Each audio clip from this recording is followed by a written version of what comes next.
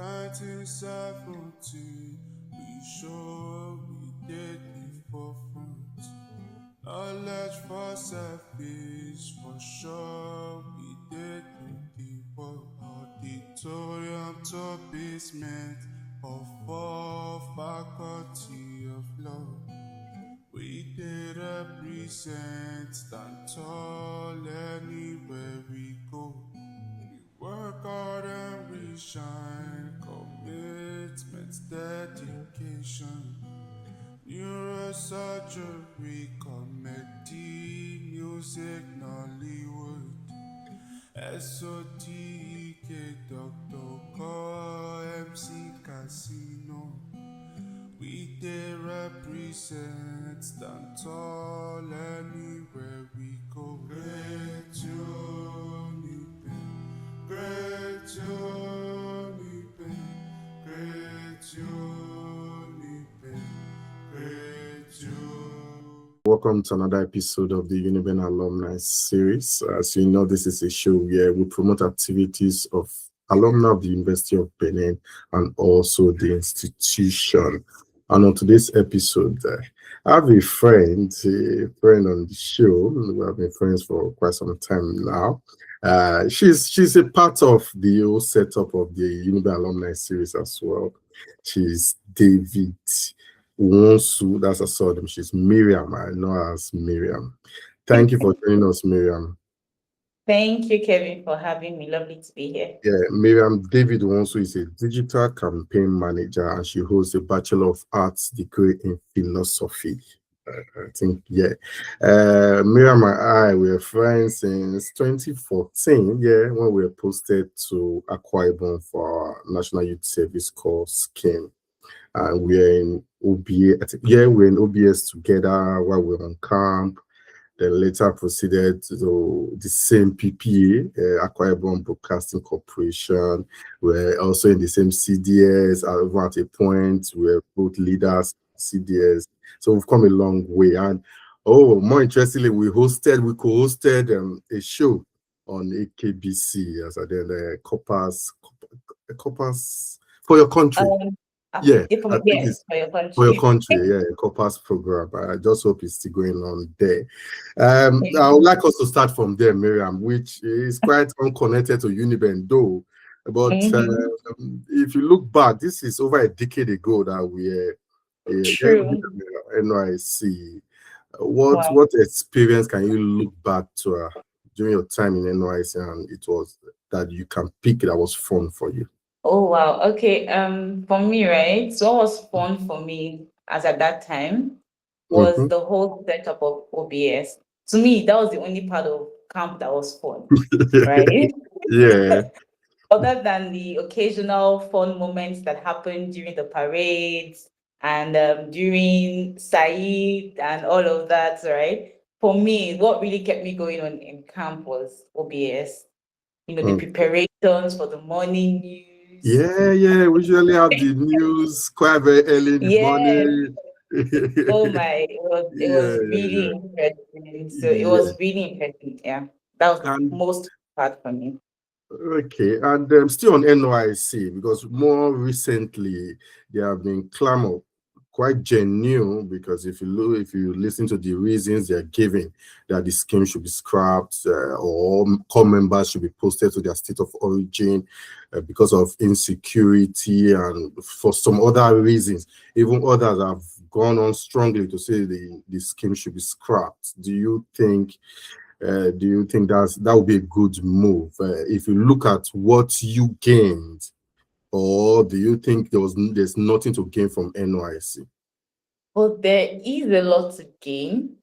I just think a lot of people are scared because of the insecurity in some regions. So I think if NYC can look into posting corpus to sensitive or to like regions that are not so sensitive, so that corpus can feel safe, right? Pending when those insecurity issues are resolved, right? I think that would be a good move. And also, I think another thing that would make it worthwhile for corpus and people who love to engage in the scheme is to basically revamp the Said program.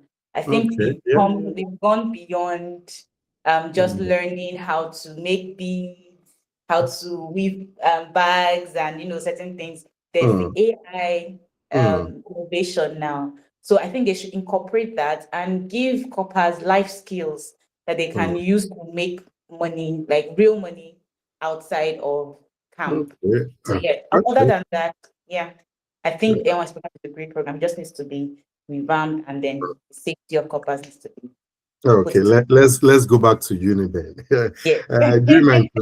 During my introduction, I said you backed the Bachelor of Arts in Philosophy.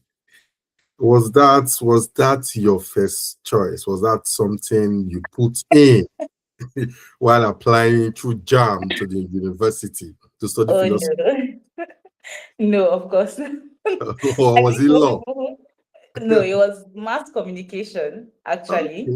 Okay, okay, Yeah. But unfortunately, somehow, although I was given mass communication, okay. but during the clearance process, I think they realized that I didn't have the right cutoff mark for literature or something. And then, yeah, Okay, your O level. yes, O levels. Okay. So I Oh, had to go through the whole process of, in fact, I don't want to go through the stress I went through, that period alone, because I think it could have been something that could have been handled better, but I had to mm, go through the whole process 3 times before, they got to that conclusion of saying, oh, you actually don't have the right mm, qualifications for this course. We are going to put you somewhere else, right? mm, And then they just put me in philosophy. And I won't lie, I cried my eyes out because I had dreamt. I had dreamt of how I was going to study mass communication. In fact, I mm. had made friends in a Kenwan camp. I had gone to a Kenwan. I Yeah. had said, okay, this is the hostel I'll stay in. In fact, so it was heartbreak. Then I realized I was going to be in Ubo. But Obo is a cool place. I eventually got to love it, right? Yeah, I eventually grew to love it. Did So did yeah. you did you reapply for JAM? Did you try to get into mass comm? No, I didn't.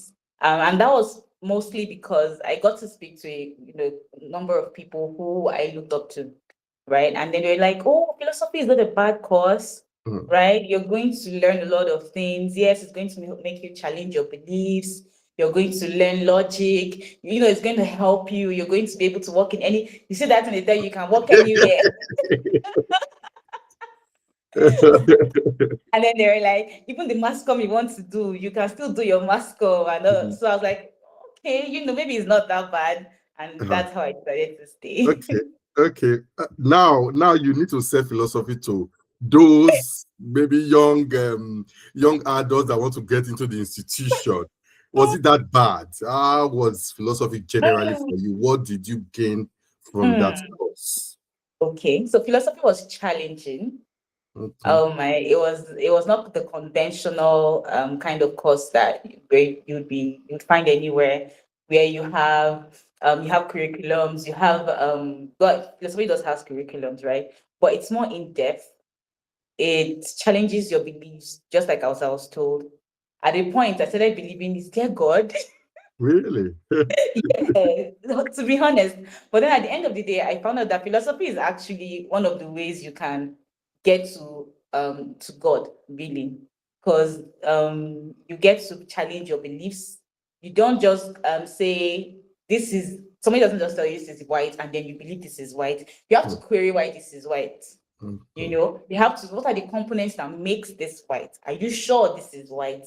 And then by the time you go through your logic, your A, B, C, and C's, and if this and this and this, and then you realize, okay, this is what is, you come to a conclusion of your own. So it helps you to have a mind of your own. It mm, teaches you to query situations, query things. Don't just take things as the appearance is not reality, and helps you to know yourself, most importantly. And which is why one of my favorite quotes from the great philosopher Socrates is, man, know thyself, interesting. right? Yeah. So it helps you to know yourself. It helps you to query situations, and which is very helpful in the workplace, Mm, right? When you're presented with a task, for example, you don't just go, you just don't do things the way every other person would do it. You get to do more research. you get to apply those things that you have learned in school. You might not necessarily be able to apply symbolic logic, for example, into your into your day-to-day, right? But then the processes that you need to go through to arrive at certain answers, when you apply that to your work, it helps you to become exceptional at what you do. Okay, okay, that's a good one. Yeah. Let's talk about the university as a whole, the University of Benin. How your time there, you spent 4 years during your course. How was your day-to-day like at the institution? Uniben. Well, at a point, you call the uni stress. Yes. And you know that the figuring when you enter the school, they tell Yes. you when you get into the school, this is how you are. When you get in, then you are like this. And to be honest, that is an actual representation of what attending University of Benin is like. Okay. You pass through the school and then the school passes through you, right? You just don't go to University of Benin and remain the same way. You cannot. No. Anybody that attends University of Benin and then you come out the same way you were, I don't know. I don't think you went to University of Benin, because you would learn not just from school, you will learn from the school life itself. And for me, day to day, for some reason I couldn't stay in campus. I really wanted to stay in campus, but for some reason I just couldn't, right? And one thing I also kind of learned from attending University of Benin is whatever you want to do, Sha, you need to put in effort. You cannot just say you want to enter a particular place and then I don't want to use the word it to be just be easy like that. No, it won't. You have to know what you're going there to do. Yeah. You have to know why you're there, right? You need to prove why you're there. So my day-to-day University of Benin was more of like school lectures. Yes, I had friends, and then I had amazing lecturers. There's some aspects I wouldn't want to get into, yeah, but other than that, which Okay. is probably mostly everywhere, really. So I just want to focus on the good parts. But I had amazing lecturers, and yes, they were one thing I liked about my department, especially was the fact that you don't have to, they don't force you to buy materials. You know how some other people do also, I heard from some other of my friends then in school, they'll say, Yeah. oh, the lecturer is saying if you don't buy my textbooks, you're not going to get a particular CA mark or one thing. That never happened in philosophy. No, no, no. The lecturers will even tell you if you cannot afford to buy the book. I don't know if that's the way it still is now, but in my time, that's the way it was, right? If you cannot afford to buy this textbook, the lecturer will provide the textbook to the course rep. Photocopy. Those who cannot buy, photocopy. And that made things so easy. I still have like a lot of spiral-banded textbooks that I photocopied, and Yeah. those really helped. Mm, And it went a long way. And the lecturers basically just saw us as their, should I say, their children, mm, and treated us as such. So my day today was lovely. Apart from some negative angles, right? mm. It was a lovely experience. It was a really beautiful experience. Yes. Okay. Let me keep the flow because you started talking about some things Uniben taught you, what you learned, hard work you need to push to get things done. What other attributes did you take from the institution? Well, I think one of the other attributes I took was one, extending grace to others, right? And being patient. I'm going to give an example, something Yeah. that happened to me, right, when I was in the institution. Remember I mentioned that I tried getting accommodation, Mm, staying in the campus and all, but for some reason, I couldn't. And there was this particular period, I think that was like 300 or 400 level. I really wanted to stay in campus. And they had told everybody, go to hall one, go to hall two, and then go and pay your fees. First of all, you apply. Then once you've been approved, then you go to a bank to pay. So we had gone through all of that, and it was a really stressful time. In fact, a lot of people were really vying for rooms in the hostels. So at the point where we had gotten to go to this hall, go to this hall, line up, and then when you present your slip, you'll be given a room to stay in the hostel. We had gotten to that point.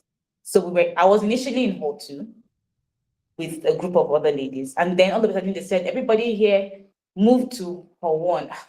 And it had been a really stressful day. In fact, we had been queuing, we had been under the sun. It was crazy.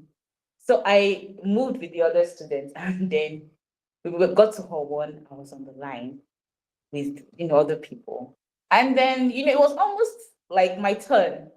And suddenly somebody from nowhere just came and said, from here to here, move back. And I'm like, move back to where?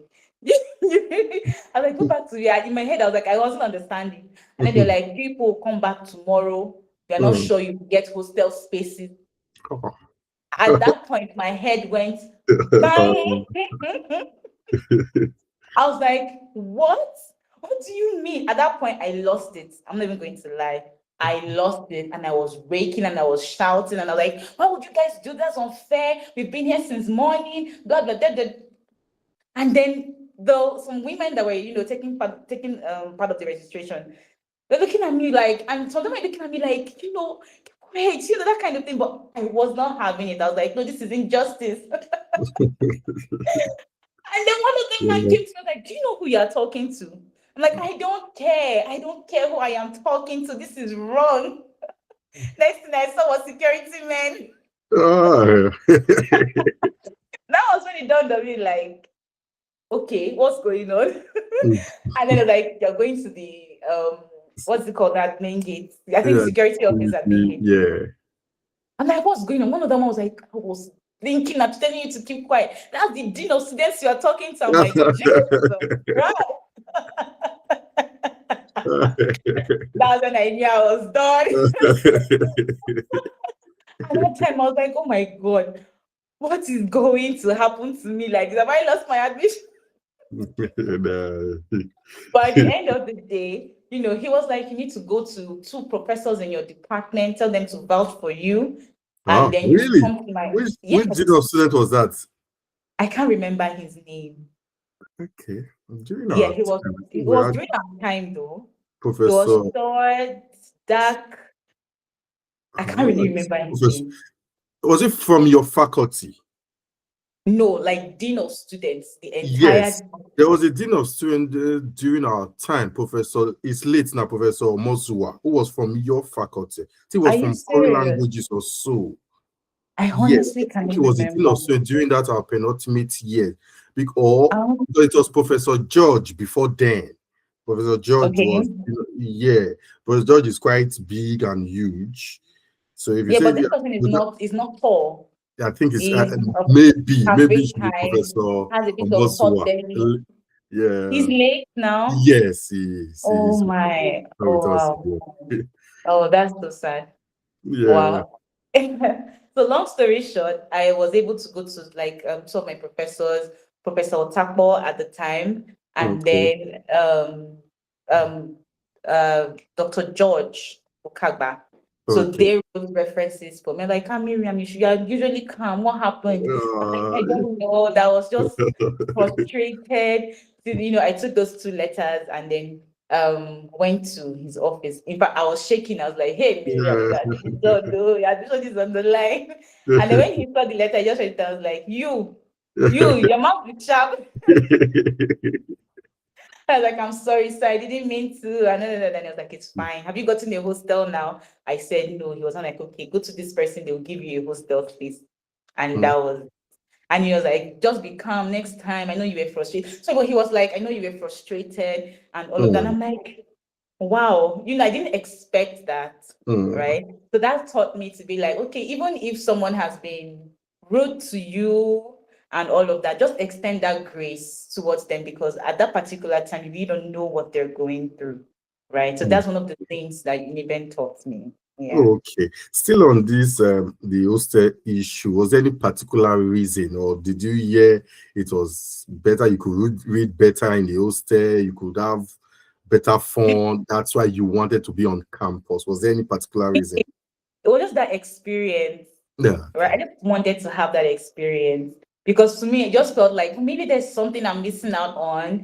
Maybe, just have that hostel life experience. But I at the end of the day, I couldn't, even though I was giving a hostel space, I had a friend who needed it more at the time, and I had a place to stay. So I was like, instead of giving up where I'm staying, let me just help this person out. And yeah, that was Okay. it. Let's talk about the very foundation why you came to Uniben, because Uh, at that time, I believe you were in Lagos. You resided in yeah, Lagos. Yes. yeah. So why the University of Benin?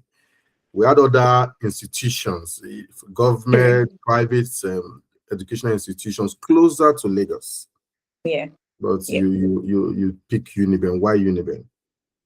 Can I say, I don't know, if I say I know why, I'd say it's a lie. Well, that's Because fine.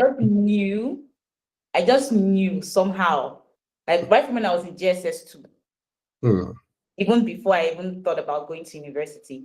A friend of mine we're just talking, and then everybody's talking about, oh, what schools they would like to attend after, they graduate from secondary school. I'm like, Uniben. And they're like, why Uniben? I'm like, I don't know. Like, it just feels like that's where I should go. Like, at that point in time, like, I just knew that this is where I wanted to go, right? And funny enough, when I put in my application, my dad was like, in Delsu, can go to Go Delta back State, home. because I'm from Delta State. And I'm like, Yeah. no, I want Uniben. He's like, but why Uniben? I'm like, I don't know. I just feel like this is where I Mm. should go, right? And I was like, okay, if that's what your spirit is telling you, then go ahead, right? And then my first choice, my second choice was Uniben. Yeah. There were Okay. no other options. Yes. Okay. I have a follow-up question. This is actually two headed sword. Okay. When you were in, for me, when I was studying political science, I said, oh, in my penultimate year, I think that's when it dawned on me that, oh, I need to start thinking of life after school. Where do I want to work? Where will I want to be? And things like that. Why studying philosophy for you? At that point, when you were about graduating and all, what were you thinking? What plan did you have for yourself? And also, Mhm. what you're doing now, digital campaign management, what inspired it? You have been doing Okay. it for almost a decade, 8 years or Yeah. more.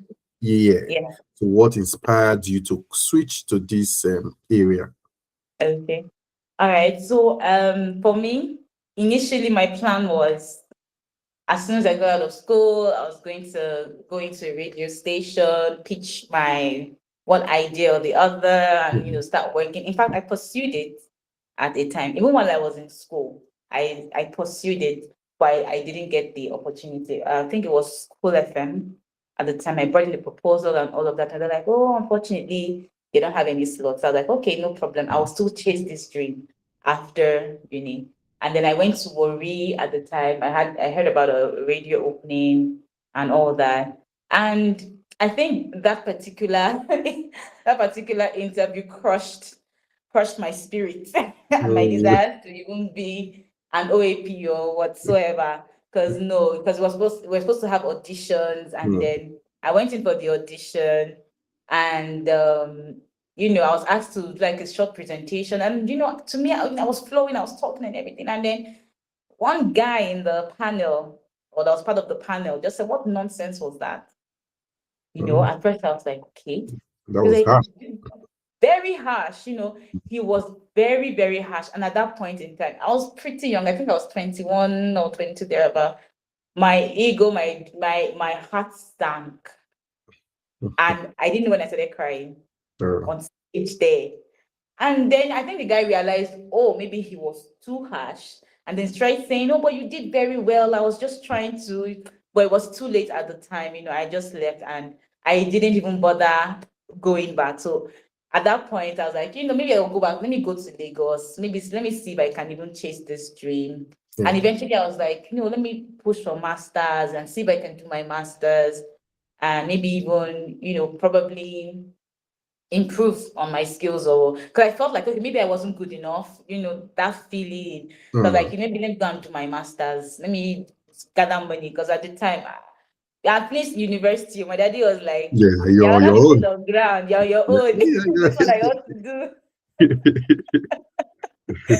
So I was like, let me get a job. And then funny enough, like 2 months or 3 months after NYC, I got a job as a receptionist to the web hosting company. And then I was like, okay, let me start here. Let me start saving money from here and see where it's going to get to. Yeah. But unfortunately, things didn't work out as I hoped. Life happened. But within that space of being a receptionist, you know how organizations sometimes they give you more than your workload or what you're supposed to do. Description, But for yeah. some reason, you know, I just took it up. Like, and then at first there with be writing, you know, emails that we can send to customers. And I'm like, okay, they'll give me the context and I'll write the emails and then somebody will review and all that. And from there, it went up to, manage our social media platforms. Create, you know, they didn't have social media platforms. Create them, you know, start managing them, putting content out and all that. That's how I started with content creation. And then I was just doing it just because, you know, I kind of enjoyed it as well. And then from there, they're like, okay, you're actually good at this. Would you like to do, you know, learn digital marketing? And I'm like, first of all, I heard marketing. My head was like, no, no, no, no, no. Because I had one person to bring one person to do you understand?